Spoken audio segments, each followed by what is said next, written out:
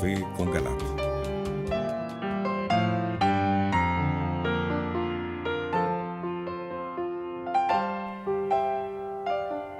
Buenas noches, es un gusto estar una vez más con ustedes en su programa Un Café con Galat. Y mucha atención porque el tema que vamos a desarrollar esta noche es Entramos en la tribulación. Este es nuestro tema de hoy y nos acompaña la doctora Ana Cecilia Osorio. Ella es decana de posgrados de la Universidad La Gran Colombia. También está con nosotros Moisés Rojas. Moisés es docente y escritor. Ustedes también son nuestros invitados, así que los invitamos a participar a través de las líneas 287-8355 en Bogotá, a través de la línea gratuita nacional 01-8115-116 o por WhatsApp al número 320-859-8733. Este programa lo pueden seguir a través de las páginas www.teleamiga.tv o www.nosotrostv.com. Conduce y dirige el doctor José Galat, presidente de la Universidad La Gran Colombia. Bienvenidos. Muy buenas noches, nuestros queridos teleamigos y teleamigas. Entramos en la tribulación. La palabreja es muy importante. Es nada menos que una palabra clave de Jesús en su discurso apocalíptico. Eso es la significación de que estamos entrando en la hora fundamental de la iglesia, la última hora. Miremos con atención esto de la tribulación.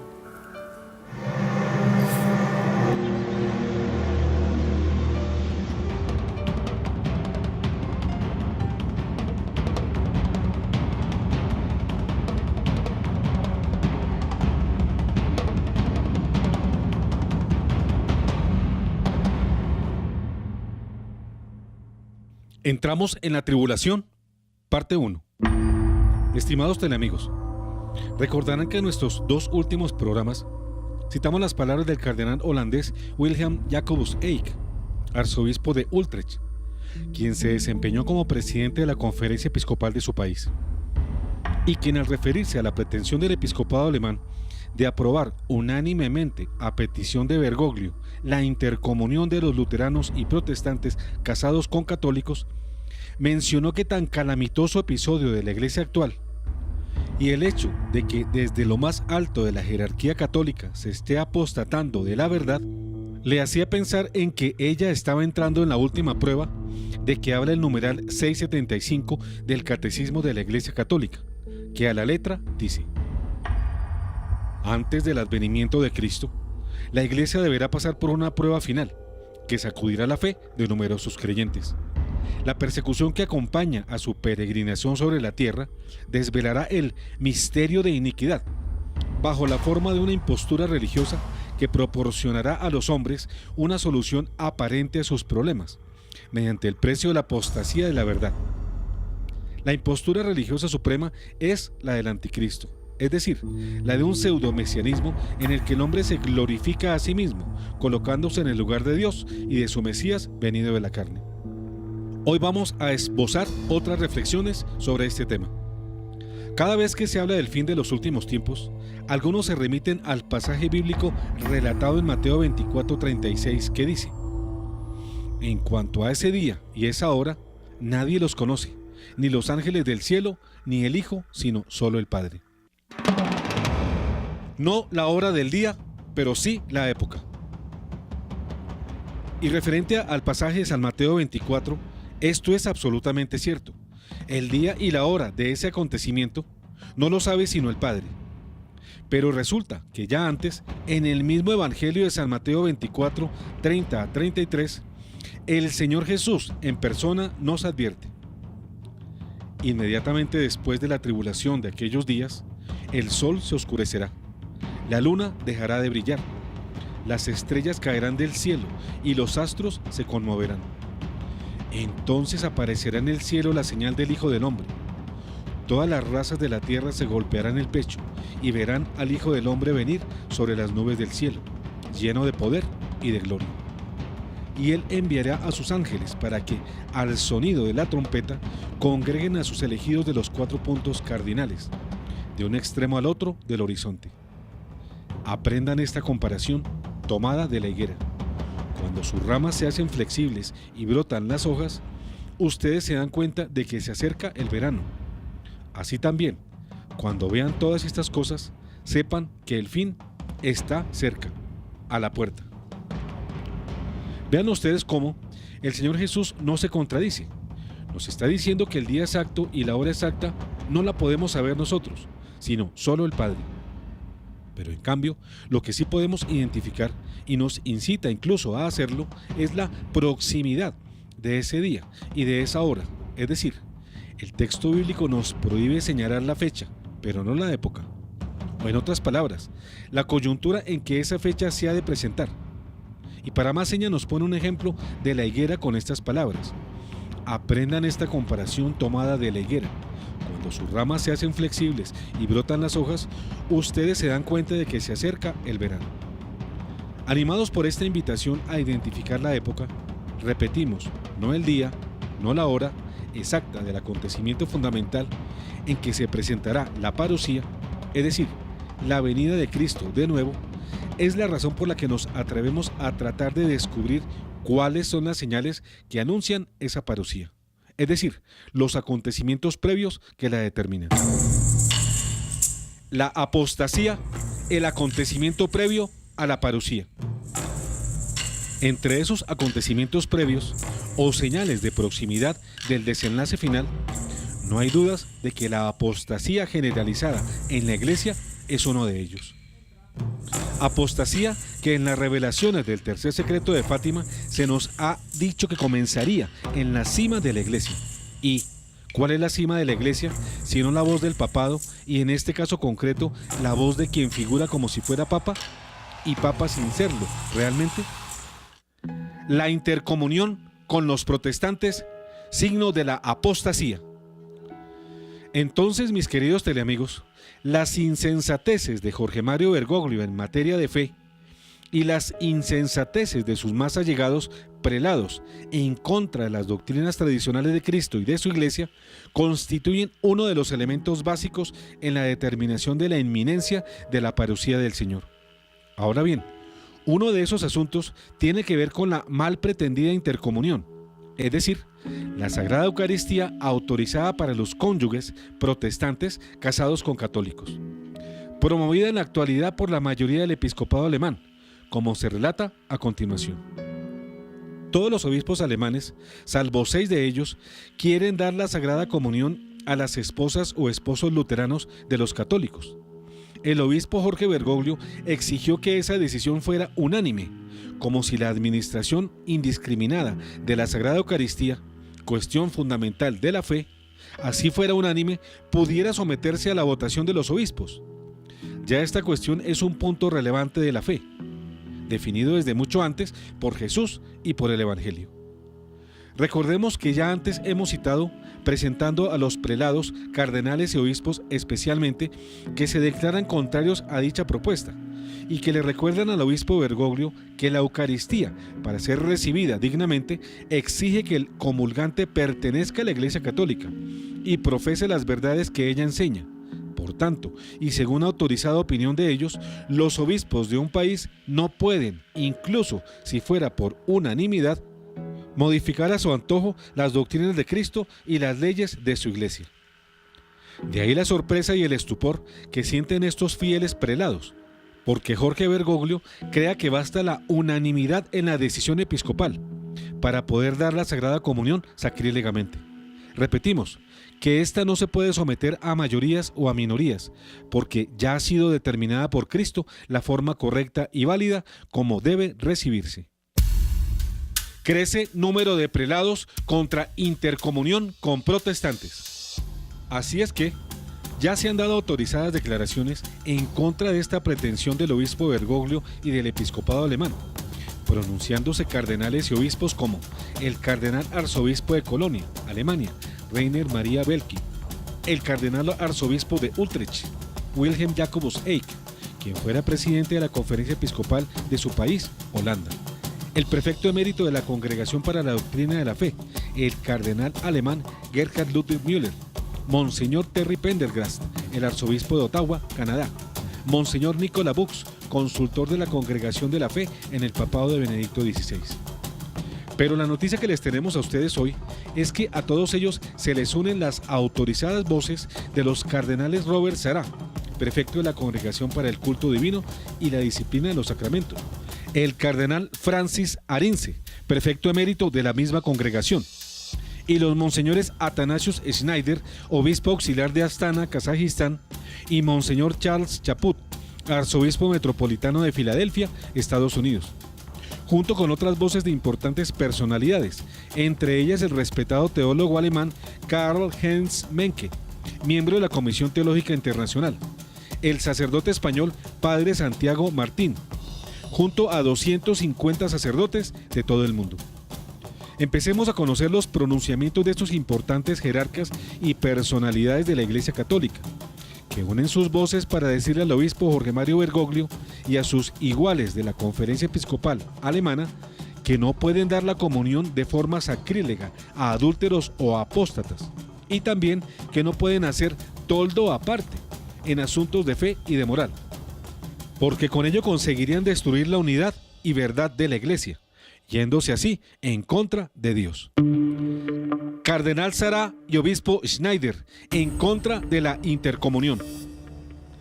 Pero ya con gran claridad, en el 2015, desde cuando Francisco empezó a hablar de forma confusa y ladina sobre este tema, el cardenal africano Robert Sarah, prefecto de la Congregación para el Culto Divino y la Disciplina de los Sacramentos, así como el obispo kazajo Monseñor Athanasius Schneider, obispo auxiliar de Astana, afirmaron y recordaron que la intercomunión no era posible y que la Sagrada Comunión Católica no se le podía dar a protestantes y luteranos. Así lo señaló churchmilitant.com a finales de 2015, al decir: dos prelados de alto rango están diciendo no a la Sagrada Comunión a los no católicos, después de que el Papa Francisco hizo comentarios confusos a principios de este mes, indicando que depende de la conciencia de un no católico recibir la Eucaristía. Tanto el cardenal Robert Sarah y el obispo Athanasius Schneider han reafirmado que la enseñanza de la Iglesia solo permite a los católicos en estado de gracia recibir la Sagrada Comunión. El cardenal Robert Sarah, actual prefecto de la Congregación para el Culto Divino y Disciplina de los Sacramentos, máxima autoridad en el tema de la Eucaristía y tercer hombre más importante de la Iglesia Universal, dejó en claro que damos la comunión a los católicos. Luego comentó sin rodeos: muchos sacerdotes me han dicho, les doy la comunión a todos. Esto no tiene sentido. El cardenal Sarah nota casos raros y excepcionales en los que se puede dar la comunión, por ejemplo, a un anglicano que cree en la presencia real, pero esta circunstancia es algo extraordinario y no ordinario. Cuando se le preguntó específicamente sobre el caso de un hombre católico casado con un no católico, Sarah dijo: el día de su matrimonio, el sacerdote dio la comunión al esposo católico y no a la esposa luterana o anglicana. Es lo mismo si van juntos a misa, porque no hay intercomunión entre anglicanos y católicos, entre católicos y protestantes. Si van juntos a misa, los católicos pueden recibir la comunión, pero los luteranos o los anglicanos no. Esto se debe a que dicha intercomunión promovería la profanación, afirmó el cardenal Sarah. El obispo Athanasius Schneider de Kazajistán, por su parte, también rechazó la idea de una comunión abierta con los no católicos, lo que elimina las distinciones entre católicos y protestantes. Advirtió que los obispos deben ser muy cuidadosos en sus declaraciones públicas para evitar dar la impresión de que la doctrina católica y protestante son básicamente las mismas, con solo pequeñas diferencias. Esto no es verdad, aseveró. Todas las verdades de la Iglesia Católica son las verdades del Evangelio, y aquellas doctrinas católicas que los protestantes niegan van en contra del Evangelio. Tenemos que hablar con claridad. Cardenal Arinze: protestantes que deseen recibir la comunión deben volverse católicos. El cardenal nigeriano Francis Arinze, quien bajo el pontificado de Juan Pablo II y de Benedicto XVI fue el prefecto de la Congregación para el Culto Divino y la Disciplina de los Sacramentos, También se opone a la pretensión de la Conferencia Episcopal Alemana y del obispo Jorge Mario Bergoglio de dar la comunión a luteranos casados con católicos, al decir de esta: no podemos compartir la comunión con no católicos como la cerveza o el pastel. Así lo afirmó al recordar que los protestantes que deseen recibir la comunión católica deben volverse católicos. El cardenal nigeriano Francis Arinze, ex asesor principal de los dos últimos papas, indiscutida autoridad en el tema sacramental, dijo que la Sagrada Comunión es exclusiva para los católicos en estado de gracia y no para compartir entre amigos como la cerveza o el pastel. Y aseveró además que cualquier medida para dar un mayor acceso a la comunión a los católicos divorciados y casados, a los cónyuges de católicos no católicos, representa desafíos serios a la enseñanza de la Iglesia sobre la Eucaristía. Puedes ver que esto no es posible, dijo el cardenal. Ni siquiera si todos los obispos están de acuerdo. No se vuelve así. Es bastante serio, porque toca la fe de la Sagrada Eucaristía. Y también que el matrimonio no puede disolverse entre cristianos que han vivido juntos y ningún poder humano puede disolverlo. Esto es bastante serio. En su entrevista concedida a Catholic News Service al periodista Bukvas Abey, el cardenal Arinze también dijo que compartir la comunión con los cónyuges protestantes no era una cuestión de hospitalidad y que si bien se desea acercar a otros cristianos, era importante entender que la Sagrada Eucaristía no es nuestra posición privada, que podemos compartir con nuestros amigos. Nuestro té es tal, y también nuestra botella de cerveza. Podemos compartir eso con nuestros amigos, dijo el cardenal Arinze. No es solo que nos deseamos bien los unos a los otros. Después de la misa, puedes ir al refectorio y tomar una taza de té, e incluso un vaso de cerveza y un poco de pastel. Está bien, pero la misa no es así. Y agregó, es muy importante mirar la doctrina.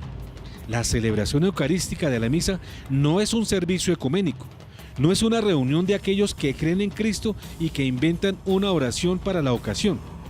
Es una celebración de los misterios de Cristo, que murió por nosotros en la cruz, quien de su cuerpo hizo pan y vino de su sangre, y le dijo a los apóstoles, haced esto en memoria mía.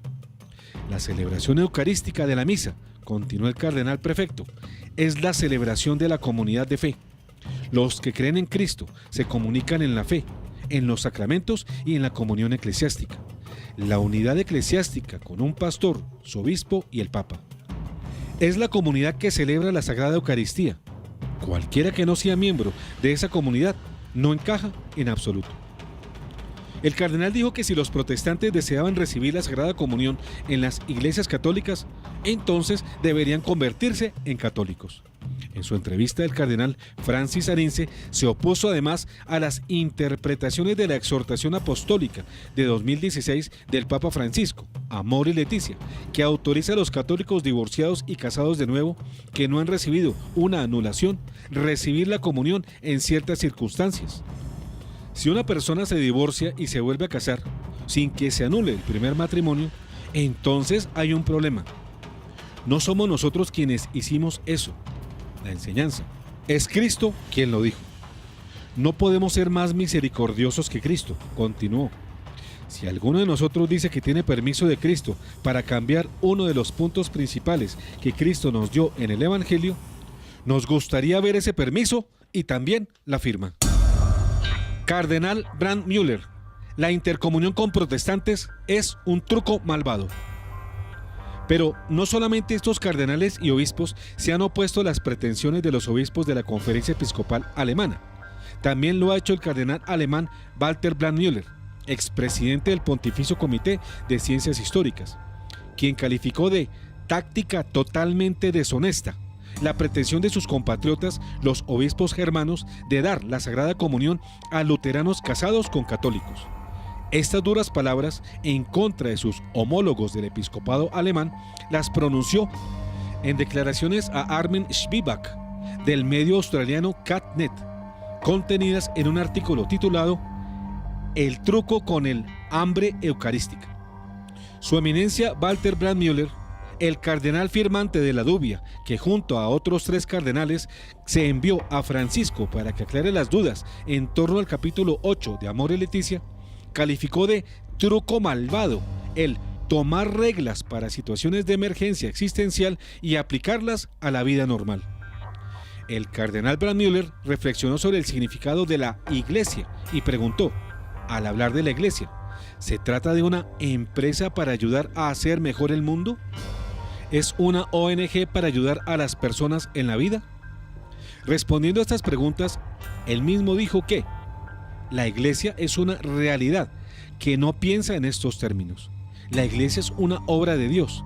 Ella es la forma visible y experimentada en la que Cristo, resucitado, continúa su obra salvífica en el mundo. El cardenal alemán reflexionó sobre la palabra última cena o comunión y dijo, algunos podrían pensar en una comida, en la hospitalidad y más. Sin embargo, Eucaristía, comunión en el sentido católico y ortodoxo, significa algo completamente diferente. El cardenal Brandmüller recordó aquí que la Eucaristía es la transubstanciación del pan y del vino en el cuerpo y la sangre de Cristo. Se trata de el Cristo verdaderamente presente en la forma visible del pan y el vino. Por lo tanto, la Santa Comunión en este sentido significa que el hombre redimido se une con Cristo presente en este misterio. Debido a esto, dijo Brandmüller, que es importante tener en cuenta la advertencia de San Pablo de no comer y beber el cuerpo y la sangre de Cristo sacrílegamente, bajo pena de su propia condenación. El cardenal Brandmüller dijo tajantemente, si ahora el documento de los obispos alemanes habla sobre casos individuales en el que esto puede ser posible, a continuación, esto es, en sí mismo, solo un paso táctico para la intercomunión general con los no católicos, y agregó, este enfoque es una táctica de salami, un goteo constante que desgasta la piedra. Esta es una táctica totalmente deshonesta para llegar a la verdadera meta. La táctica del rebanado de salami es una estratagema política que consigue debilitar al grupo opositor por medio de la fragmentación de sus partes. Con esta trampa, la oposición es eliminada, rebanada por rebanada, hasta conseguir ser desmantelada por completo. Cardenal Cordes contra la intercomunión con protestantes. El cardenal alemán Paul Cordes, presidente emérito del Pontificio Consejo Cor Unum, también se ha declarado en contra de la intercomunión con protestantes casados con católicos, recordando que esta práctica es imposible y ha sido inadmisible desde los primeros siglos de la Iglesia. El mitrado alemán ha citado a L. Hertling en su escrito sobre la práctica de la comunión del cristianismo primitivo de 1962, que afirma en uno de sus apartes que siempre se ha aplicado el principio de que cada persona pertenece a la comunidad en la que recibe la Sagrada Comunión. El cardenal también recordó en su artículo que los católicos que viajaron a regiones heréticas llevaron el cuerpo del Señor con ellos. Los herejes hicieron lo mismo, para evitar tener que mantener comunión religiosa con los católicos. Y citó al Papa Benedicto XVI en su carta apostólica posinodal Sacramentum Caritatis, que dice: por otro lado, el respeto que debemos al sacramento del cuerpo y sangre de Cristo nos impide hacer de él un simple medio que se usa indiscriminadamente para alcanzar esta misma unidad. Finalmente, el cardenal alemán dijo: la Eucaristía no solo expresa nuestra comunión personal con Cristo, sino también incluye la plena comunión con la Iglesia. Así que este es el motivo por el que pedimos a los cristianos no católicos, con dolor, pero no sin esperanza, que comprendan y respeten nuestra convicción, basada en la Biblia y en la tradición. Creemos que la comunión eucarística y la comunión eclesial están tan unidas que generalmente es imposible que los cristianos no católicos reciban el sacramento de la comunión sin compartir la comunión. La propuesta de la Conferencia Episcopal no puede pretender ser teológicamente sólida. Arzobispo Chaput en contra de la intercomunión. De su parte, Monseñor Charles Chaput, arzobispo norteamericano, también rechaza la medida que quiere impulsar los obispos alemanes y Francisco, porque ésta desconoce la doctrina católica y protestantizaría nuestra iglesia. El arzobispo Charles Chaput ha criticado tal despropósito al decir: la comunión para protestantes en Alemania sería un golpe a la verdad de la Eucaristía. Así lo aseveró el arzobispo de Filadelfia, Pensilvania, Monseñor Charles Chaput, quien advirtió sobre el error de abrir las puertas a la comunión para protestantes, como proponen diversos obispos en Alemania. Al respecto dijo: la esencia de la propuesta alemana de intercomunión es que habría un compartir con la Santa Comunión, incluso cuando no hay una verdadera unidad de iglesia. La propuesta de los obispos alemanes golpea el corazón mismo de la verdad del sacramento de la Eucaristía, porque por su propia naturaleza la Eucaristía es el cuerpo de Cristo, agregó. Monseñor Chaput afirmó que el cuerpo de Cristo es la presencia tanto real y sustancial de Cristo bajo las apariencias del pan y vino, así como también la comunión de creyentes unidos a Cristo, la cabeza. Por ello, recibir la Eucaristía es proclamar en una forma solemne y pública ante Dios y la Iglesia que uno está en comunión tanto con Jesús y con la comunidad visible celebrando la Eucaristía. El padre Santiago Martín también se pronuncia. Pero no solo se han pronunciado altísimos jerarcas, también lo han hecho otros sacerdotes, como el muy autorizado y conocido presbítero Santiago Martín, sacerdote español de la comunidad de los franciscanos de María. Él, altamente reconocido por sus predicaciones, ha dicho el miércoles 16 de mayo que la verdad es Dios y lo que Cristo enseñó, y ni él ni ella pueden quedar sometidos a votaciones. De ser así, caeríamos en lo que ya Benedicto XVI había denunciado como la dictadura del relativismo, apuntó el sacerdote. A continuación veamos las declaraciones del padre Santiago Martín. Resulta que, por ejemplo, ahora se está debatiendo en Alemania. En Alemania se debaten muchas cosas, pero en fin, entre otras cosas que se debaten en Alemania es si se puede dar la comunión o no a los protestantes. Es decir, si un protestante casado con un católico puede ir a misa católica y comulgar. Bueno, antes se debatió si podían comulgar los divorciados vueltos a casar, ya están lanzando la idea de la bendición de las parejas homosexuales. Bueno, en fin, es un proceso en el que estamos metidos de equiparación a lo que ya han recorrido los protestantes. Bien, la mayoría de los obispos alemanes han dicho que sí se puede dar la comunión a los protestantes. Los protestantes que no creen en la confesión, por tanto que no se confiesan, los protestantes que tienen el bautismo con nosotros, pero nada más. Bueno, sí se puede dar la comunión a los protestantes. Unos cuantos obispos han dicho no. De todos los obispos alemanes, 7 han dicho no. La mayoría han dicho sí, 7 han dicho no. Bueno, ¿qué significa la unidad? ¿La unidad se establece sobre las mayorías? O sea, ¿las cosas son verdad o son falsas en función de la mayoría? ¿Y cuando la mayoría cambia, lo que ayer era verdad hoy es falso? ¿O lo que ayer era falso hoy es verdad? ¿Votamos la verdad? ¿Se tiene que conseguir la verdad a base de presiones? Esta semana un obispo decía, por ejemplo, que cada diócesis haga lo que quiera. Ah, qué interesante, que cada diócesis haga lo que quiera. Entonces, aquí los protestantes pueden comulgar y unos metros más allá no pueden comulgar. Y otro cardenal decía, ¿y por qué en Alemania? ¿En otro país no van a poder comulgar? En Alemania sí. No existe más la unidad. Y no existe, repito, porque se pierde el sentido de la verdad. Nosotros estamos unidos en la verdad. Por tanto, no estamos unidos en la presión sociológica. Otro obispo decía, ya verás cómo la gente se les echa encima a los que no quieren dar la comunión a los protestantes, porque en la diócesis vecina sí que lo van a recibir, van a acosar al obispo porque él no lo permite. Pues es intimidación, amenazas, presión mediática. Eso es la búsqueda de la unidad. Y os he puesto este ejemplo que nos pilla a nosotros en España, la verdad, bastante lejos, pero bueno, tampoco está tan lejos Alemania de aquí. Lo que pasa es que aquí no hay protestantes y los pocos que hay no creo que tengan ningún interés en comulgar en una misa católica. Pero en cualquier caso, allí sí, y en otros países, además de Alemania, también. La unidad no se consigue mediante los votos. La unidad no es el resultado de que la mayoría aplasta a la minoría. La unidad es la verdad. Se consigue en la verdad. Y la verdad es Cristo, la verdad es el Evangelio, la palabra de Dios. La verdad es lo que la Iglesia ha interpretado durante 2000 años.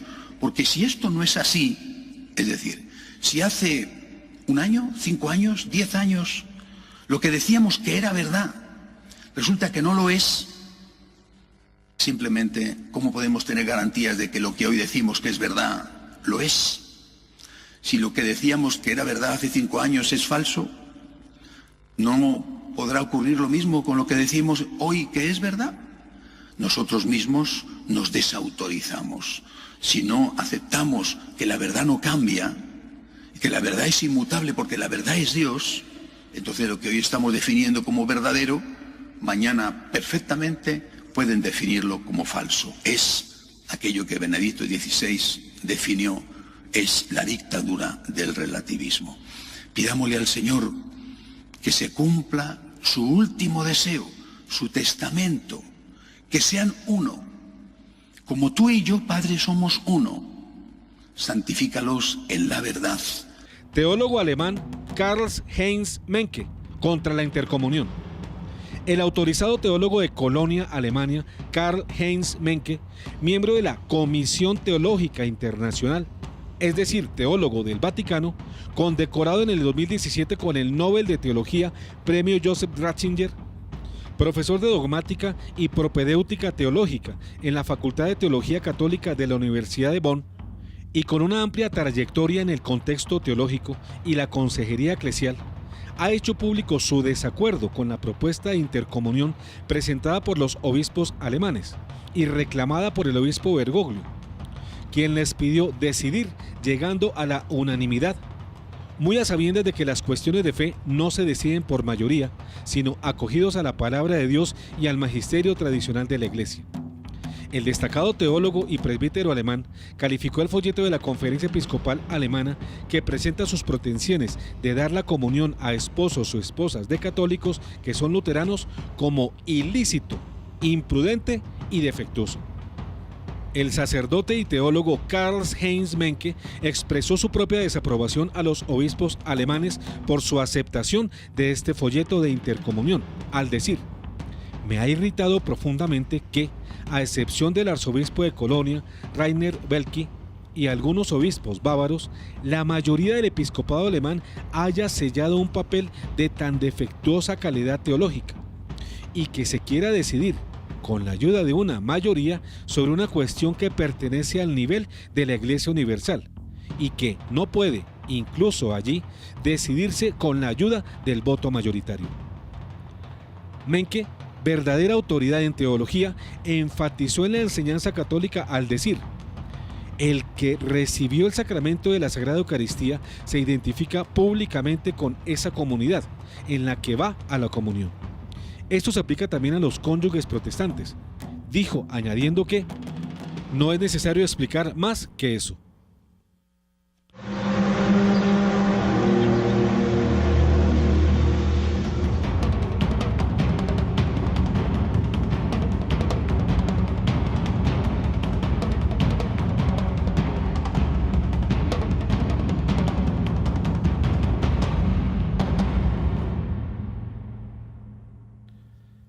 Entramos en la tribulación. Fin, parte 1.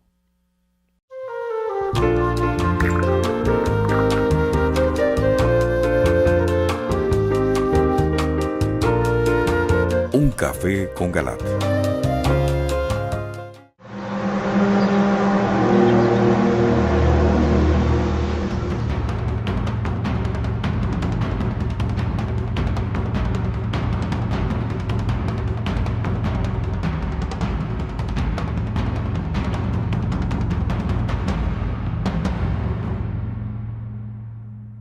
Entramos en la tribulación, parte 2. 250 sacerdotes se pronuncian contra las enseñanzas de Bergoglio. Para algunos que dicen que las críticas a las enseñanzas de Jorge Mario Bergoglio son producto de las posiciones personales del director de este programa, José Galat, omitiendo que estas críticas las han hecho y las siguen haciendo connotados cardenales, obispos y voces como las de los eminentes profesores y teólogos como el doctor Karl-Heinz Menke, es bueno que sepan que muchos venerables sacerdotes, entre quienes se encuentran misioneros europeos en el África y en otros continentes del mundo, también se pronuncian ahora en masa frente a los desatinos y falsas enseñanzas del obispo Jorge Bergoglio, y piden a sus propios obispos que no sigan guardando silencio y se pronuncien efectivamente frente a estas heréticas doctrinas, con las siguientes palabras. Dicen los firmantes de la carta, 250 sacerdotes: como sacerdotes ordenados para ayudar en el cuidado pastoral del pueblo de Dios, escribimos para solicitar su ayuda al tratar con un enfoque equivocado de la vida moral cristiana que encontramos con frecuencia y que perjudica gravemente a quienes se dejan engañar por él. Creemos que gran parte del daño podría sanarse o mitigarse si usted reafirmase las enseñanzas de Cristo y corrigiese esos errores con la plena autoridad de su oficio apostólico. Esto no solo beneficiaría a aquellos que se le confiaron como obispo diocesano, sino que como sucesor de los apóstoles contribuiría en gran medida a la unidad y el bienestar de la Iglesia Universal. Nuestra preocupación pastoral es que sin esa asistencia, esta situación perjudicial empeorará significativamente. En definitiva, los sacerdotes piden que las cosas se digan por su nombre. Al mal se le diga mal y al bien se le diga bien. Y que no se trata de disfrazar las situaciones inmorales con subterfugios. Prosiguen los 250 sacerdotes con su carta dirigida a sus obispos. En su forma básica, el enfoque erróneo afirma que a aquellos que cometen estos actos objetivamente malos y que se juzgan subjetivamente libres de culpabilidad, se les debe permitir recibir la Sagrada Comunión. En una forma más desarrollada, niega que ciertos comportamientos sean siempre malos y afirma que en algunas circunstancias esos comportamientos son el bien más realista que se puede lograr o, de hecho, son simplemente buenos. Una versión aún más extrema declara que estos comportamientos pueden ser aprobados o propuestos por Dios. La vida de Cristo y sus enseñanzas morales se presentan así como ideales abstractos que deben ajustarse para acoplarse a nuestras circunstancias, más que como realidades ya sintonizadas para liberarnos del pecado y el mal en cada situación. Tienen razón al afirmar lo anterior, porque la conciencia individual es importante, pero está limitada. No puede constituirse ella sola en garantía de la verdad, ya que la palabra de Dios muestra esa limitación en 1 Corintios 4:4, que dice así: es verdad que mi conciencia nada me reprocha, pero no por eso estoy justificado. Mi juez es el Señor. Tampoco pueden considerarse las enseñanzas de Jesús como ideales abstractos que no tengan que ver con la vida concreta de las personas, pues el Divino Maestro conoce lo que son las realidades humanas y las posibilidades de los hombres. Y por eso, por ejemplo, respecto al adulterio, dijo en Mateo 25, 27 a 32: ustedes han oído que se dijo, no cometerás adulterio, pero yo les digo, el que mira a una mujer deseándola, ya cometió adulterio con ella en su corazón. Y agregó poco después: el que se divorcia de su mujer, excepto en caso de unión ilegal, la expone a cometer adulterio. Y el que se casa con una mujer abandonada por su marido, comete adulterio. Continúa la apelación de los 250 sacerdotes. Aunque este enfoque pretende ser un desarrollo nuevo y legítimo, sus principios siempre han sido reconocidos por la Iglesia como contrarios al Evangelio. Ella se opuso a estas teorías con una enseñanza particularmente vigorosa y precisa a lo largo del siglo XX y, sobre todo, durante los 50 años transcurridos desde Humane Vitae. Creemos que el reciente resurgimiento de este enfoque dañino, a pesar de tales sostenidos esfuerzos eclesiales, demuestra claramente que es necesaria una respuesta pastoral más efectiva que la que los sacerdotes parroquiales pueden ofrecer por sí mismos, o que puede ser provista adecuadamente por la autoridad limitada de las declaraciones diocesanas y regionales convencionales. Es por eso que le pedimos que considere la posibilidad de ejercer su plena autoridad apostólica a través de una reafirmación formal del Evangelio y de la corrección de estos errores. Esto ofrecería a toda la Iglesia un testimonio apostólico excepcionalmente capaz de sostener y guiar al clero y los laicos en las tareas urgentes, de ayudar a aquellos que han sido perjudicados y de desarrollar iniciativas pastorales auténticas para llegar a todo el mundo. También con razón los sacerdotes firmantes de esta apelación, cuando recuerdan que la Iglesia tiene desde hace tiempo una doctrina bien elaborada sobre las relaciones sexuales de los hombres, que deben observar las normas de castidad. La reafirmación de estas doctrinas se hace tanto más necesaria cuanto recordarán ustedes la errónea propuesta de educación sexual de los niños y de los jóvenes que fue divulgada en el marco de la Jornada Mundial de la Juventud 2016 en Polonia, cuando Monseñor Vincenzo Paglia, presidente del Pontificio Consejo para la Familia, entonces expuso un proyecto de educación afectiva que excluye a los padres de familia y pretende enseñar que no son pecado mortal las relaciones fuera del matrimonio o del orden natural. Todo esto con la aparente anuencia del obispo Bergoglio, quien no corrigió ninguno de esos errores. Continúa en su declaración los venerables por fieles sacerdotes.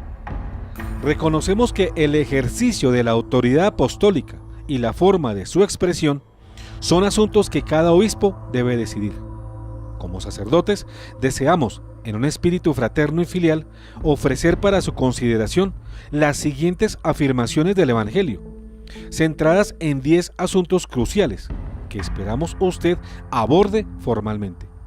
Por favor, recíbalas como un testimonio de la fe que profesamos en comunión con el Colegio de Obispos y su cabeza, el Obispo de Roma. Primero, Dios es amor. Él ha arreglado todo para nuestro bien y nos ha llamado a compartir su vida divina en Cristo. En consecuencia, Él está completamente opuesto al mal, al pecado, es decir, el abrazo del mal a sabiendas y con consentimiento de la voluntad, y al daño que estos causan. Por lo tanto, aunque Dios pueda decidir tolerar la presencia del mal y del pecado, Él nunca los propone o los aprueba. 2. Los cristianos que participan en la comunión continua de Dios, es decir, en un estado de gracia, están en cada circunstancia habilitados por Cristo a permanecer fieles, evitando el abrazo del mal, a sabiendas y con el consentimiento de la voluntad. Por lo tanto, ellos son culpables de cualquier pecado que ellos cometen. Esto es verdadero, aun cuando la fidelidad requiere sufrimiento, privación o muerte, porque lo que es humanamente imposible es posible por la gracia de Dios. Así, la fidelidad a Cristo y a sus enseñanzas es realista y alcanzable, no un ideal abstracto que tiene que ser ajustado a las circunstancias de la vida. 3. Los cristianos en comunión con Dios pueden sufrir de ignorancia o de impedimentos a la libertad, a un grado que mitiga o completamente quite la culpabilidad en un abrazo particular del mal. Aunque lo que ellos hacen sea realmente, es decir, objetivamente, malo, y así dañino a ellos y a otros de varias maneras, ellos pueden ser personalmente, es decir, subjetivamente, no culpables del pecado y por lo tanto permanecer moralmente ilesos. Tercero, los cristianos que abrazan el mal sin la culpabilidad permanecen en comunión con Dios, pero son atrapados en situaciones que son en realidad dañinas y les impiden el compartir plenamente de la vida abundante que Jesús vino a traer. La tarea de la Iglesia es ayudar a curarlos y a liberarlos, trayéndoles con paciencia la gracia y la verdad de su Evangelio. 5. La conciencia es la norma inmediata del comportamiento, pero no la voz infalible de Dios. La conciencia puede juzgar erróneamente debido a malformación inocente o a deformación que proviene de pecados anteriores. En el último caso, alguien quien sigue la conciencia o quien se juzga a sí mismo libre de culpabilidad puede, sin embargo, ser culpable del pecado. Considerando estas limitaciones, los juicios subjetivos de la conciencia están en necesidad de ser conformados al Evangelio revelado por Cristo y continuamente proclamado por Él, a través del auténtico testimonio apostólico de la Iglesia, por ejemplo, el magisterio ordinario y extraordinario. Sexto, el matrimonio es una alianza que, a sabiendas y con el consentimiento de la voluntad, se establece con la necesaria consideración y madurez entre un hombre y una mujer, que son libres de casarse. Esto es una unión exclusiva que no se puede disolver por ningún poder humano o por ningún motivo, excepto por la muerte de uno de los cónyuges. La unión nupcial entre Cristo y la Iglesia es la fundación de ese vínculo conyugal, ambos en la naturaleza humana y en el sacramento del matrimonio. 7. La actividad sexual fuera del matrimonio es, en toda circunstancia, gravemente mala. El abrazo culpable en este grave mal es un pecado mortal que, como todos los pecados mortales, hace que la comunión continua con Dios cese. 8. Para recibir la Sagrada Comunión, los cristianos que reconocen que son culpables del pecado mortal deben tener contrición verdadera de sus pecados, incluyendo una resolución de evitar todo el pecado en lo venidero. Además, ellos deben recibir normalmente, primero, el sacramento de penitencia y reconciliación. 9.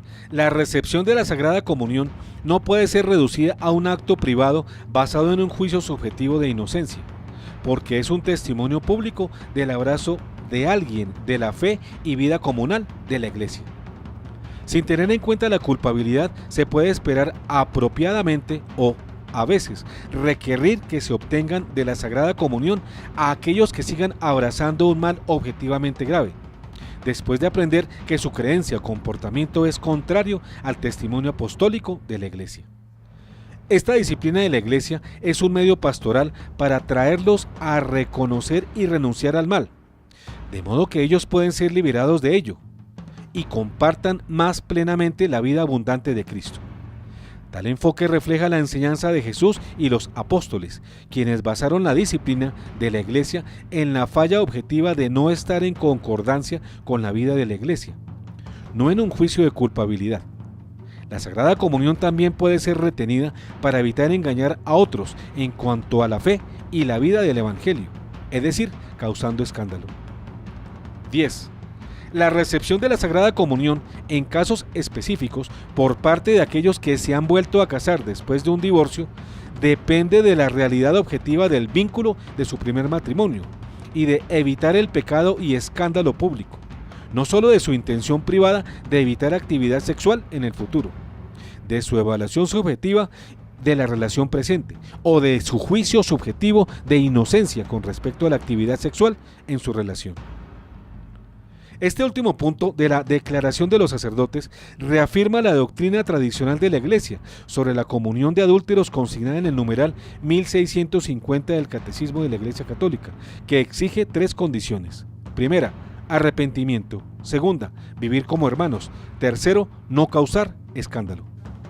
Así finalizan los 250 sacerdotes su apelación pastoral dirigida a sus obispos.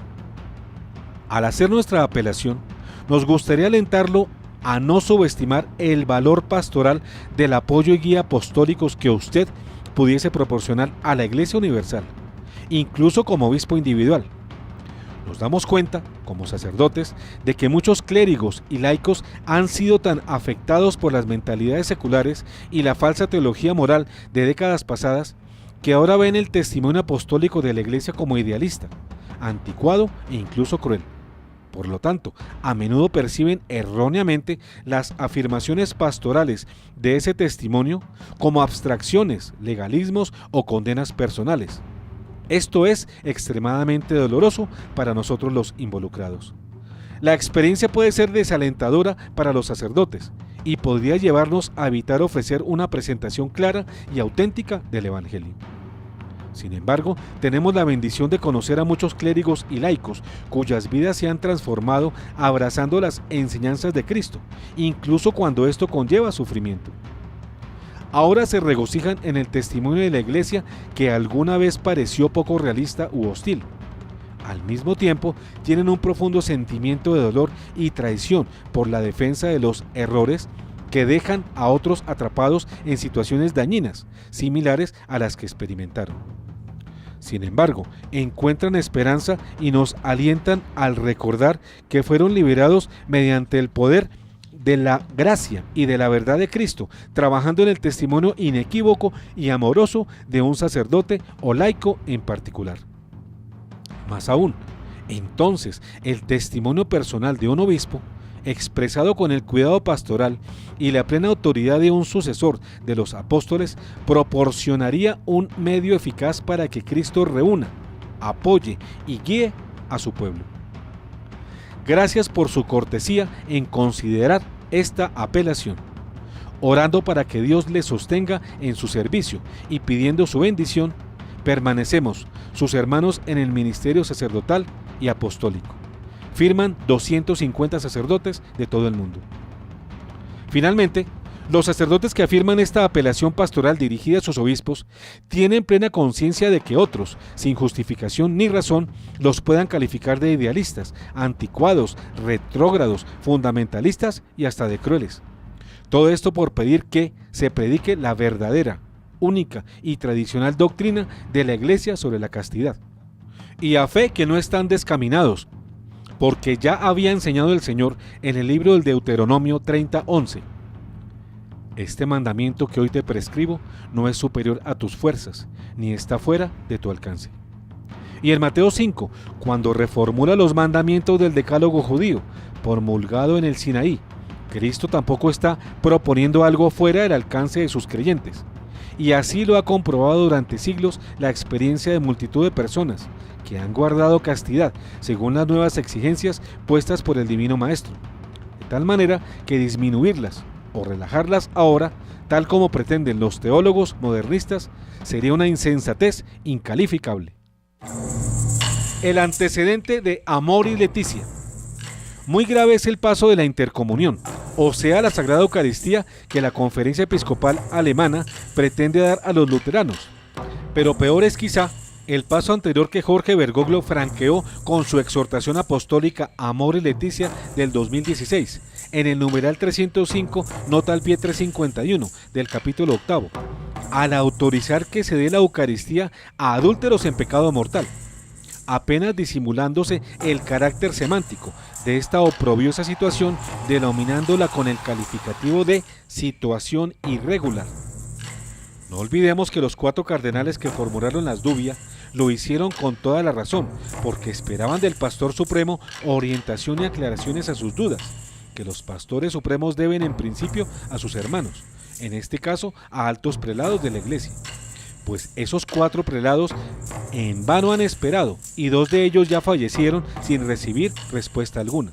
Los 2 que quedan con vida, el cardenal norteamericano Raymond Burke y el cardenal alemán Walter Brandmüller, tal vez tampoco la reciban. Vean ustedes, queridos teleamigos, que la intercomunión con protestantes, que sería un gravísimo error, puesto que protestantizaría la Iglesia, está precedida por un error inicial mucho más grave, que es la pretensión de dar el cuerpo y la sangre de Cristo a quienes no están en posibilidad de recibirlo válidamente, por hallarse en estado de pecado mortal. La abominación de la desolación. De todo esto puede seguirse, más pronto que tarde, la comunión autorizada a cualquiera de los demás pecadores y a los miembros de cualquier denominación religiosa distinta de la cristiana, es decir, la perfecta abominación de la desolación.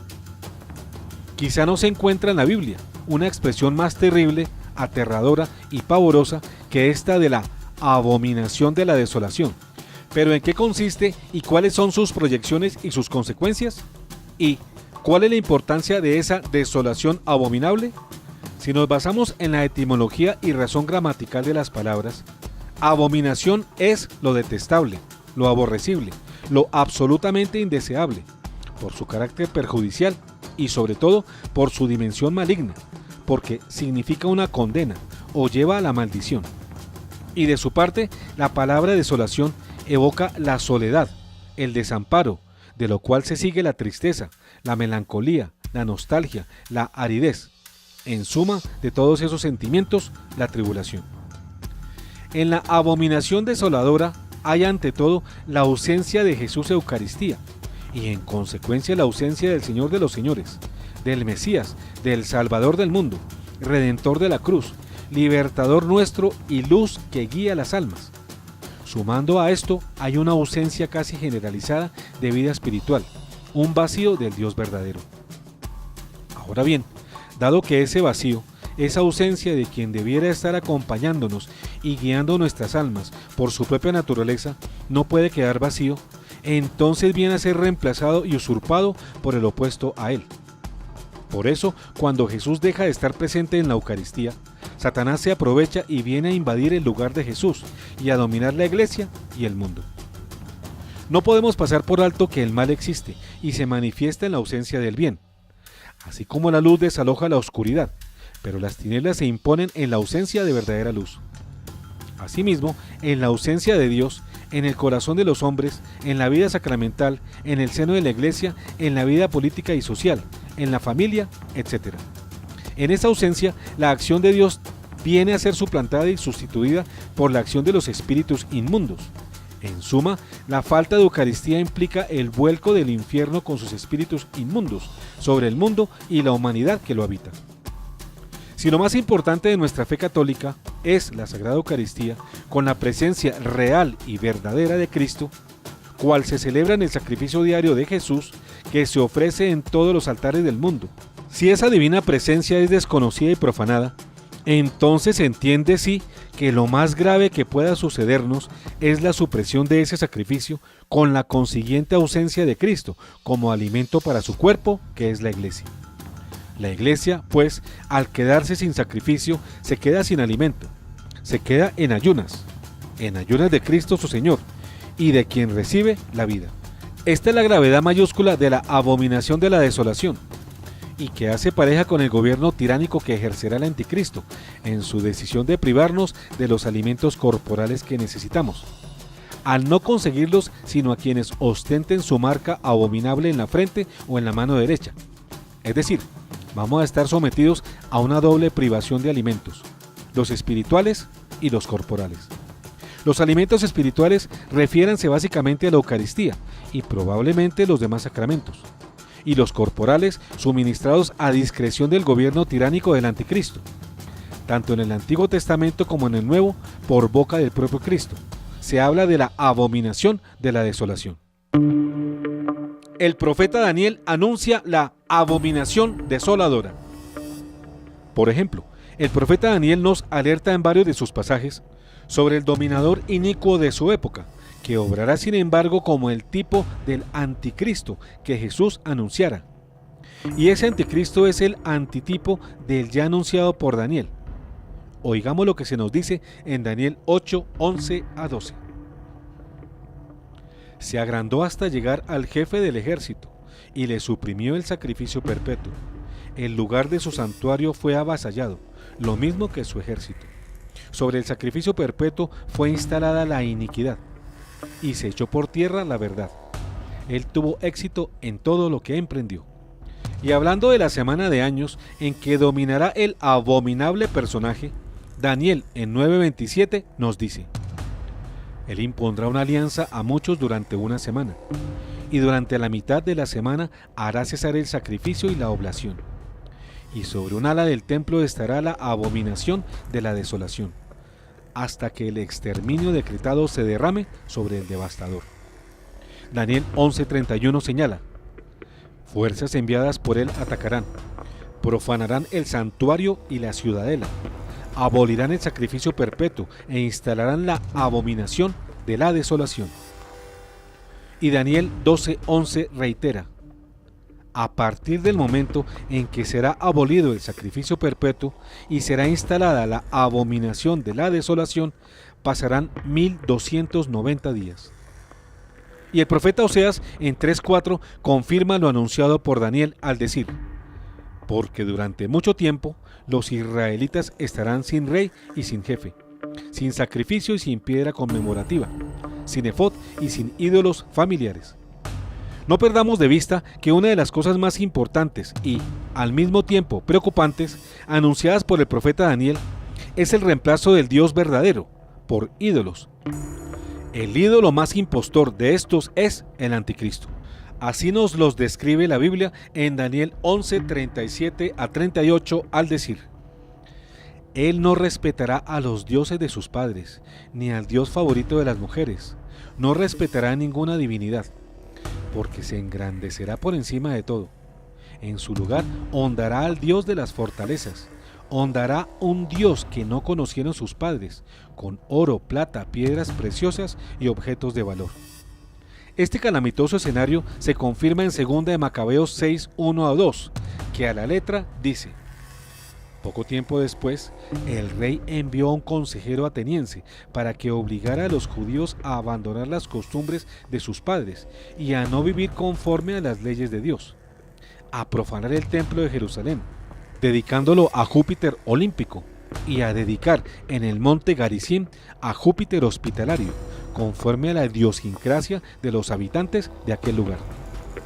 Hemos dicho antes que lo que anuncia el profeta Daniel es el tipo de lo que se encontrará después, es decir, el antitipo descrito por Jesús, pues como dice el Eclesiastés en 1:9, lo que fue, eso mismo será, lo que se hizo, eso mismo se hará, no hay nada nuevo bajo el sol. Cristo también habla de la abominación desoladora. El comportamiento tiránico y persecuciones a que se refiere el Antiguo Testamento sobre Antíoco IV Epífanes son el tipo de las abominaciones futuras que anunciará también Jesús en el Nuevo Testamento. En Marcos 13, 14 y 19, Cristo nos dice: Cuando vean la abominación de la desolación, usurpando el lugar que no le corresponde, el que lea esto entiéndalo bien. Los que estén en Judea, que se refugien en las montañas. El que esté en la azotea de su casa, no baje a buscar sus cosas, y el que esté en el campo, que no vuelva atrás a buscar su manto. Ay de las mujeres que estén embarazadas o tengan niños de pecho en aquellos días. Rueguen para que no suceda en invierno, porque habrá entonces una gran tribulación, como no la hubo desde el comienzo del mundo hasta ahora, ni la habrá jamás. La abominación de la desolación, usurpando el lugar que no le corresponde, según las palabras que acabamos de oír, pronunciadas por el propio Cristo, significan que en la iglesia llegará un momento en el que la Eucaristía será horriblemente profanada. Y cuando esta profanación se oficialice y pretenda extenderse por el mundo entero, por la acción de la bestia que surge de tierra firme, monstruo a que se refiere el capítulo 13 del Apocalipsis en sus versos 11 y subsiguientes, y que es el falso profeta o falso papa, entonces es el momento de buscar refugio en las catacumbas, es decir, o ir a los montes y refugiarse en las comunidades autosuficientes de que hemos hablado en otros programas. Será el momento en que se iniciará la dominación del anticristo, cuyo gobierno durará 7 años. Los 3,5 iniciales tolerables a pesar de las grandes persecuciones, pero los 3,5 últimos de sufrimientos mayúsculos para los verdaderos cristianos. El anticristo se hará adorar en reemplazo de Dios. Todas estas persecuciones, abominaciones y tragedias que han de sufrir los verdaderos seguidores de Cristo, de parte del anticristo y del falso papa, alcanzarán su punto culminante cuando las personas adoren a la bestia, en vez de adorar al Dios verdadero. Así lo relata el Apocalipsis en 13:8. Y la adoraron todos los habitantes de la tierra, cuyos nombres no figuran, desde la creación del mundo, en el libro de la vida del Cordero que ha sido inmolado. El anticristo, pues, se hará adorar como si fuera Dios, y hay de los que no le den adoración. Esta adoración será semejante, pero peor, a la que soberbiamente exigían los emperadores romanos, para que se les diera culto. Peor, porque el mundo había avanzado mucho en el sentido de que no podía adorar ídolos, y que los gobernantes eran hombres importantes, pero no dioses. Ni siquiera Stalin o Hitler pretendieron que se les adorara como divinos. Pero el anticristo exigirá el culto de adoración a su persona. Y repetimos, ay del que no se arrodilla ante él y lo adore como si fuera Dios. ¿Comprenden ahora sí, queridos teleamigos, lo que es la abominación de la desolación y las consecuencias que ésta tiene?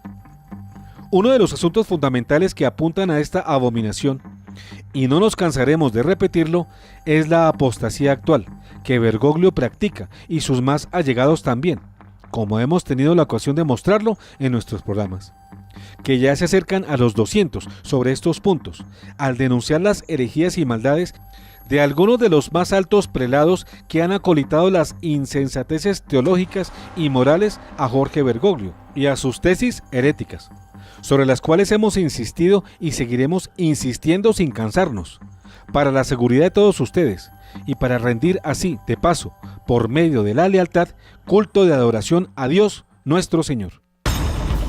Misas inválidas. Mas, no solo las insensateces contra la fe y la moral, sostenidas por el obispo Bergoglio y sus asesores más inmediatos, son las que prenden todas las alarmas sobre la abominación de la desolación. En otras palabras, no es solo la apostasía lo que preanuncia esta terrible, perturbadora y calamitosa situación. También es que, además de las palabras contrarias a la fe, están los hechos que ya comienzan a mostrarnos esa desoladora abominación, y son las Eucaristías fallidas o inválidas, que desde hace poco comenzaron a darse en nuestra iglesia, en lugar de las Eucaristías auténticas.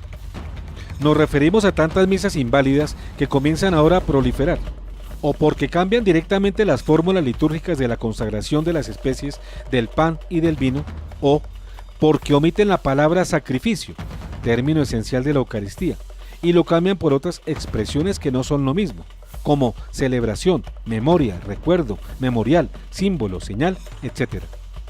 Recordemos que la misa es ante todo el santo sacrificio de la Eucaristía, y que esta mención tiene que hacerse expresamente, como un requisito para la validez de la Santa Misa. Omitir estas palabras o cambiarlas por otras no es litúrgicamente santo y produce la nulidad del sacramento. Sin embargo, todavía es posible encontrar celebraciones litúrgicas auténticas, aunque algunos de sus celebrantes no ofrezcan garantías de lealtad total a la fe de Cristo. Es decir, que respetan el guión litúrgico de la Eucaristía, pero sus vidas, sus pensamientos y sus prácticas no son coherentes con lo exigido por Cristo. Los católicos no podemos aceptar un clero hereje. Como pueden ver, queridos teleamigos, hasta ahora son 12 altos jerarcas, 7 cardenales, 2 arzobispos, 3 obispos, todos activos, 250 sacerdotes y varias personalidades importantes de todo el mundo los que valiente y fielmente se oponen a las malas prácticas y falsas enseñanzas que viene adelantando el obispo Jorge Mario Bergoglio junto a la rebelde y herética Conferencia Episcopal Alemana en el tema de la intercomunión con luteranos y protestantes. Cada día son más los jerarcas que se oponen a los errores de este papado fallido, y cada vez son más los graves denuncias que hacen sobre la apostasía que se viene tomando la Iglesia, como un cáncer peligroso y letal. Juzguen ustedes si un católico verdadero puede aceptar que ahora las relaciones de gays o de lesbianas sean bendecidas, y se debe entender así que el Señor parece haberse equivocado cuando destruyó a Sodoma y Gomorra por este horrible pecado. Si ustedes observan bien las erróneas posturas de algunos altos prelados que denunciamos en nuestro programa anterior titulado «Estamos en la última prueba de la Iglesia», son abominables sus posturas y las aberraciones que ellos apoyan. Lo peor de este desconsolador panorama es que todos los malos prelados ya mencionados y otros no nombrados que bendicen y aprueban todas las formas de libertinaje sexual, incluidos el aborto y hasta el homosexualismo, han contado y cuentan con el silencio y la aprobación tácita de Jorge Mario Bergoglio. Ya es claro para varios jerarcas católicos y para muchos de nosotros, los laicos de parroquia, pero hoy para estos cardenales, obispos, sacerdotes y teólogos, que la falta de claridad de Francisco en sus respuestas, así como sus graves errores doctrinales y pastorales, vienen llevando a la Iglesia Católica a apostatar de la verdad y la están conduciendo al temido cisma. Pues la guía del Papa argentino, que debería estar basada en la única doctrina católica y en la única palabra de Dios, no está fundamentada en esa verdad única, así como tampoco lo están las acciones de algunos jerarcas, que vienen traicionando su encargo y desconociendo las verdades que deberían enseñar. También es claro, y lo denuncia hoy el cardenal Müller, que el cisma es inminente, si se persiste en seguir por el camino ya andado de la toma de decisiones de forma democrática en asuntos tan delicados para la Iglesia, desconociendo las verdades de la fe, las verdades de siempre, pues con estas decisiones electoreras y por sufragio se viene dando el divorcio de la Iglesia con las enseñanzas del Divino Esposo, Jesucristo. Estas declaraciones, junto a las demás, ponen en evidencia la peligrosa ocurrencia del temido cisma, sobre el cual advierte el cardenal Gerhard Ludwig Müller, pero que viene siendo adelantado y promovido, quien no creyera, por el propio Papa Francisco.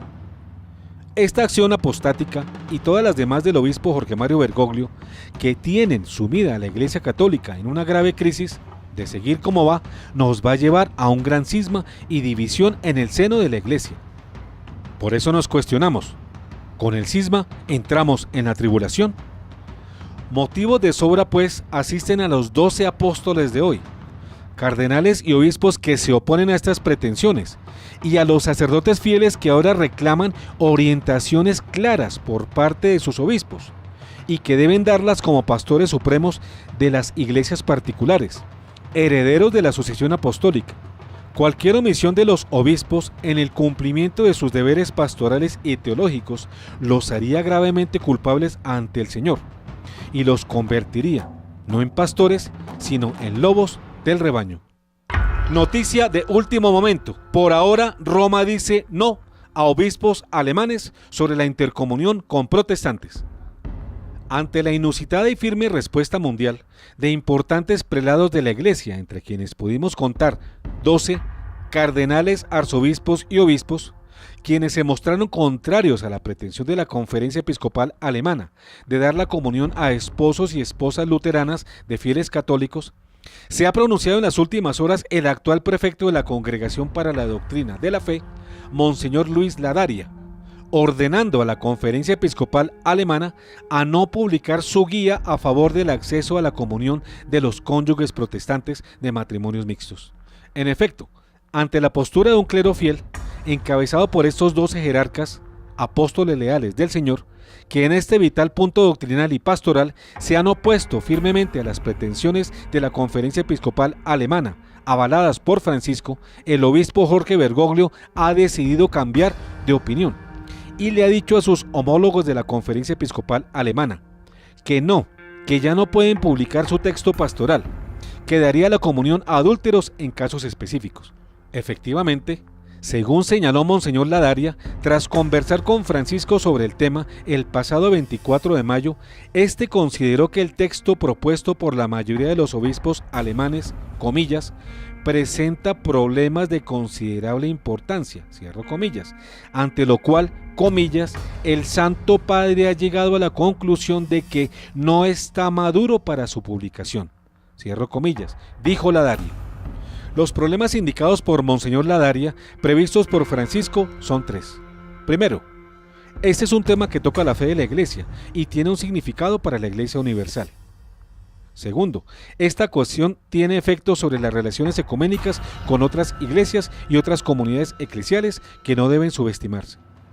Tercero, sobre la interpretación del canon 844 del Código de Derecho Canónico, dice Francisco, en particular, parece apropiado dejar al obispo diocesano el juicio sobre la existencia de una necesidad grave e inminente sobre el caso a la comunión de los no católicos. Recordemos que la respuesta de Francisco, luego del 3 de mayo, cuando el cardenal alemán Reinhard Marx, junto a otros obispos de su país, se reuniera con una delegación del Vaticano en Roma para resolver el tema de la intercomunión con luteranos, según palabras del mismo Monseñor Ladaria, fue la de informar a la Conferencia Episcopal Alemana que el Papa Francisco aprecia el esfuerzo ecuménico de los obispos alemanes y les pide encontrar en espíritu de comunión eclesial un resultado posiblemente unánime, pidiendo así a la Conferencia Episcopal Alemana que buscara seguir adelante con sus rebeldes planes, si fuera posible, de modo unánime. Pero esta irresponsable respuesta del obispo Bergoglio fue antes de sentir la presión por la postura fiel de 12 y más jerarcas de la Iglesia, ya que ahora se retracta y dice a la Conferencia Episcopal Alemana que aún no puede publicar su texto, porque no se encuentra maduro. Esta nueva postura de parte de Francisco, a nuestro modo de ver, significa un todavía no, un esperemos a que el documento y la situación maduren a nuestro favor para que podamos hacerlo realidad finalmente. Es del todo inaceptable que el obispo Jorge Mario Bergoglio, quien funge como papa, alargue esta situación en vez de terminarla como es su deber, con solo aplicar las enseñanzas de la Iglesia a este respecto, y pretenda, con su forma de proceder, seguir adelante en el empeño de protestantizar la Iglesia Católica y dar de forma sacrílega la Sagrada Comunión a protestantes y luteranos, y luego a miembros de otras religiones. Como se ve, es el destino final de estos avances heréticos y apostáticos.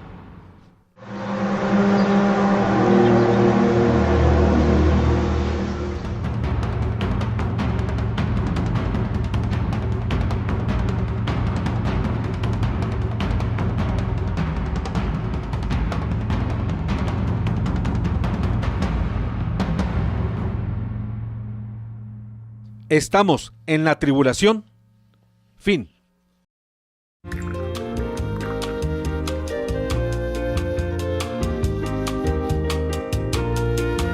Un café con Galat.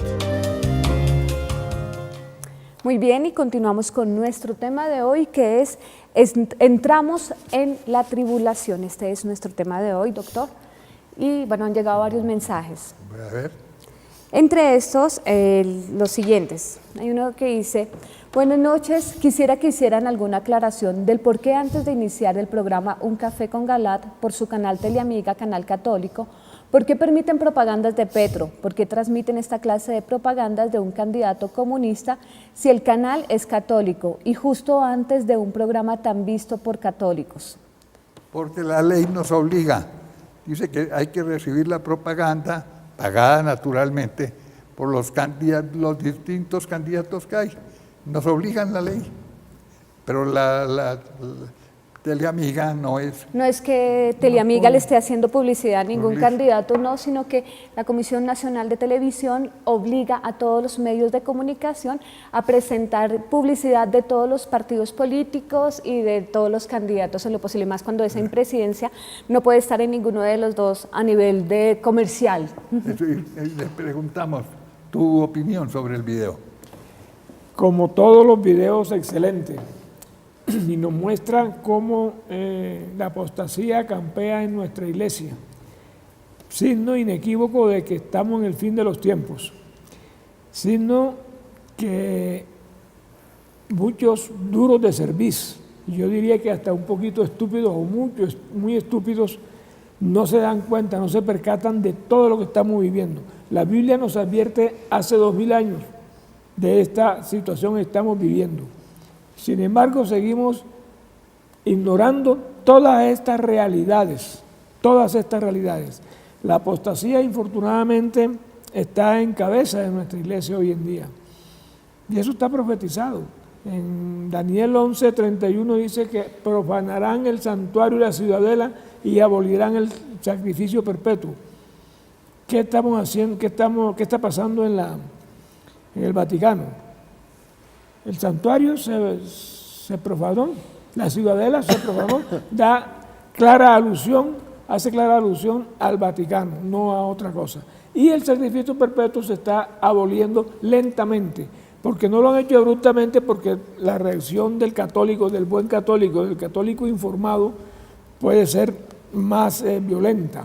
Entonces lo han ido decantando poquito a poco, con anestesia nos han ido introduciendo estas cosas. ¿Tu opinión? Bueno, el tema dice, entramos en la tribulación. ¿Y qué es tribulación? Tribulación es un momento dramático, un momento difícil, un momento angustioso. Y estamos precisamente pasando por ese momento. Pero en el video era muy claro donde se nos invita a practicar los sacramentos, donde tenemos que estar preparados en oración, estar preparados en familia y orar muchísimo. Hay que orar a tiempo y a destiempo, como se nos decía en nuestra espiritualidad, que el Señor decía que hay que estar atentos y que orar siempre, que nuestro respirar sea una oración. Y es el momento para invitarlos a que hagan el rosario de las advocaciones, reúnanse en familia, reúnanse grupos, reúnanse con los vecinos y entonen y hagan el rosario de las advocaciones, clamando la misericordia de Dios por esta situación tan difícil en este tiempo de tribulación, y también para que nos dé la gracia de escoger un presidente acorde a las necesidades del pueblo, pero necesidades de valores, de familia, de principios, de fe, que más tarde ni ustedes ni nosotros nos estemos dando golpes de pecho porque escogimos a la persona que no era. Y segundo, algunas personas me han preguntado que cómo sigue el niño Emanuelito por el que estamos orando. Sigue mal, está hospitalizado y está entubado, está muy enfermo, entonces yo les pido que hagamos más oración y la intensifiquemos. Me preguntan también que si ya tenemos los niños Jesús. Sí, ya están en la universidad, en la facultad de posgrados, quien quiera tener el niño Jesús o el Emanuelito, así como está acá presente. Y por último, quiero decirles que seguimos promoviendo, invitando al viaje a Tierra Santa, a los santuarios marianos, a México. Quienes quieran acompañarnos, quienes quieran asistir, comunicarse al 315-601-3168. Y recuerden, oremos los unos por los otros. Beatrizita. Muy bien, bueno, no sabemos el día ni la hora, y justo porque no sabemos el día ni la hora es que debemos estar preparados. El hecho de que no sepamos el día ni la hora no significa que no vaya a llegar, no señores, significa que debemos estar preparados como si ese día, como si ese final fuera hoy mismo. Así que no nos digan fanáticos ni nada de eso, sino sencillamente es un llamado a la conversión y a que estemos preparados para estos tiempos que ya estamos viviendo. Por otro lado, quiero hacerles una invitación a nuestros eventos de Teleamiga, que son Sáname y Libérame. En este mes de junio se van a realizar el día 23 de junio en el Instituto Técnico Superior de Pereira, el día domingo 24 de junio de 9 de la mañana a 5 de la tarde se realizará en el Colegio María Inmaculada, y el lunes 25 de junio se va a realizar en el auditorio de la Fundación Universitaria de Popayán. Son unas jornadas grandes de oración, sanación y liberación. Quienes deseen tener mayor información se pueden comunicar al 578-1888 o al celular 320-439-5475. Muchas gracias, doctor. Bueno, entonces ustedes oyeron el comunicado del Vaticano de última hora. No es conclusivo, no es definitivo. Da a entender que Bergoglio espera una nueva oportunidad, a que las cosas maduren, como dice él. Desgraciadamente estamos en la apostasía que conduce a la abominación de la desolación. Otro tema que seguiremos tratando en nuestros próximos cafés con Galat, y muy atentos aquí. Hasta la próxima.